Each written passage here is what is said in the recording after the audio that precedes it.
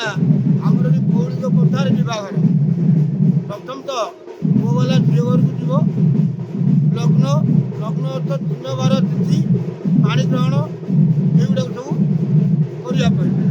ତା ସହିତ କାହାର ବାହାଘର ଯିଏ ପୁଅ ବାଲା ଯିଏ ଝିଅ ବାଲା ସେ ସ୍ୱୀକୃତ କର୍ମଟା ଆଜି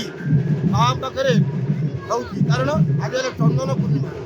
ପରମ୍ପରା ହିସାବରେ ଆମେ ଚନ୍ଦନ ପୂର୍ଣ୍ଣିମା ଦିନ ଏଇ ଶୁଭ ଦିନକୁ ଆମେ ଧରୁ ବିବାହରଟା ଟିକେ ପଛେଇ ଯାଇଛି ତଥାପି ପ୍ରଶାସନ ଆଜିକାର ପ୍ରଶାସନ ବାଜା କୀର୍ତ୍ତନ ସଂକୀର୍ତ୍ତନ ଆଉ ଢୋଲ ଡ୍ରମ୍ ଏଗୁଡ଼ା ଦୁର୍ବିଲି ବଣ ଏ ସବୁ ପ୍ରକାର ନେଇ ପୁଅ ଘର ଆଜି ଝିଅ ଘରକୁ ଯାଉଛି ଶୁଭ ଲଗ୍ନ କରିବା ପାଇଁ ସେଥିପାଇଁ ଏ ବ୍ୟାପକ ବ୍ୟବସ୍ଥା ଅଛି। କେମିତି ଆପଣଙ୍କର ଯେମିତି ଝିଅ ପୁଅଙ୍କର ବାହାଘର ହୁଏ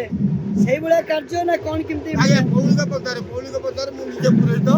ବିବାହ କରିମି କୌଳିକ ପ୍ରଥାରେ ବିବାହ ହବ ଆଜି କ'ଣ ଲଗ୍ନ ଆଜି କାର୍ଯ୍ୟ ହେଲା ଲଗ୍ନ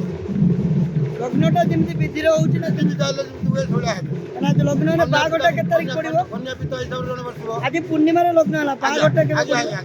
ବାହାଘର କେତେ ତାରିଖ? ବାହାଘର ଆପଣଙ୍କର ମାସ 7 କେତେ ତାରିଖ ମୁଁ କହିପାରୁନି ପରେ ତ ରଜ ପରେ 19 ତାରିଖ ପଡ଼ୁଛି ବୋଧେ 19 ତାରିଖ ଦିନ ବିବାହର ଆଜ୍ଞା ଆଜି ଲଗ୍ନ କାର୍ଯ୍ୟ ହେଲା ଆଜ୍ଞା ପୂର୍ଣ୍ଣିମାରେ ଆଜ୍ଞା ଆଜ୍ଞା ତାହେଲେ ବାହାଘରଟା 19 ତାରିଖ ଦିନ ଦେଖିବାକୁ ମିଳିବ। ଆଜ୍ଞା ଏଇଦିନ ଆପଣ ମୋତେ ଦେଖିବି ବିବାହର ବେଦିକି ତାହେଲେ ଆଜି ଯୋଉ ପରମ୍ପରା ରହିଛି ଆଜ୍ଞା ଆଜିକାର ଯୋଉ ବାହାଘର ବିଧି ଯେମିତି ଆମର ଝିଅ ପୁଅଙ୍କର ବିବାହର ହୁଏ ଆଜ୍ଞା ସେଇଭଳିଆ ପରମ୍ପରା ପରମ୍ପରା ହିସାବରେ କିନି ଆଜି ପୁଅ ବାଲା ଶାସନ ମାନିଲେ ବାଜା ଢୋଲ ବାଣ କୀର୍ତ୍ତନ ଧରି ବନ୍ଧୁ ବାନ୍ଧବ